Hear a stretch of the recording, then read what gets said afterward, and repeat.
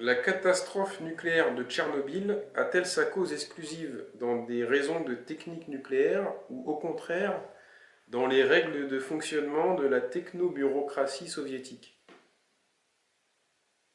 Oui, parce que bon, le nucléaire, c'est pareil. On a plusieurs strates.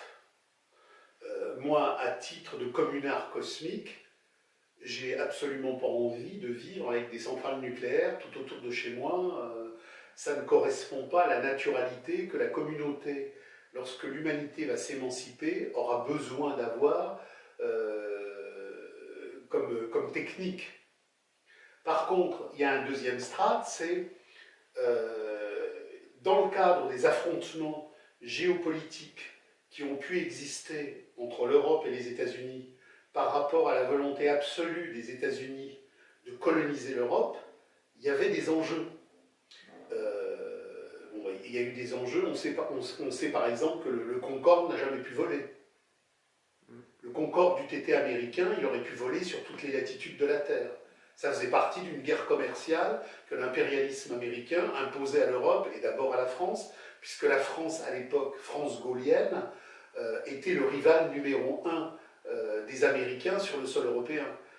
Faire de l'Europe cette province totalement asservie aujourd'hui, qui fait que Hollande n'est qu'un gouverneur américain, il a fallu des décennies. Aujourd'hui, il n'y a plus d'État européen. Ce que l'on appelle États européens, ce sont des préfectures de l'ordre américain mondialiste.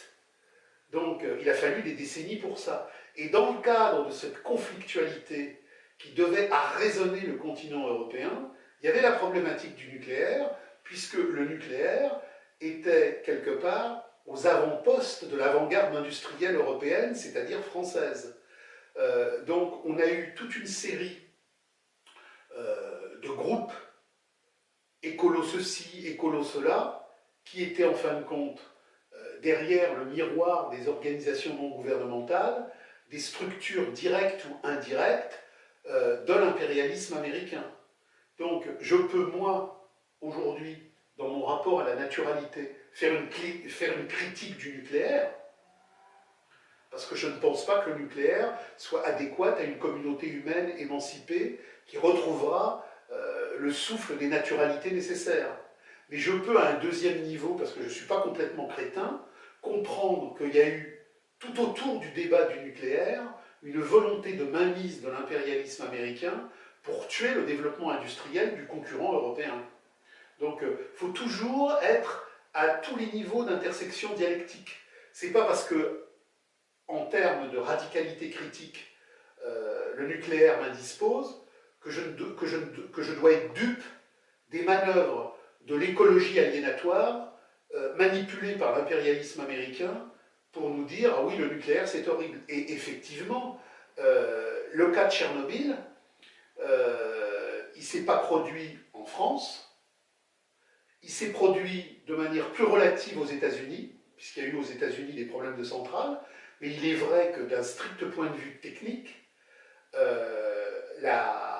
les modes opératoires du nucléaire français étaient bien plus efficaces et pertinents que le mode américain et bien évidemment que le mode soviétique. Puisque de toute manière, quand le capitalisme d'État soviétique s'est écroulé, et Tchernobyl, ça a lieu dans les derniers moments du vacillement, il y avait une telle pétaudière bureaucratique que tout était en danger de dysfonctionnement, donc aussi les centrales nucléaires. D'accord, ok. Pas mal, pas mal.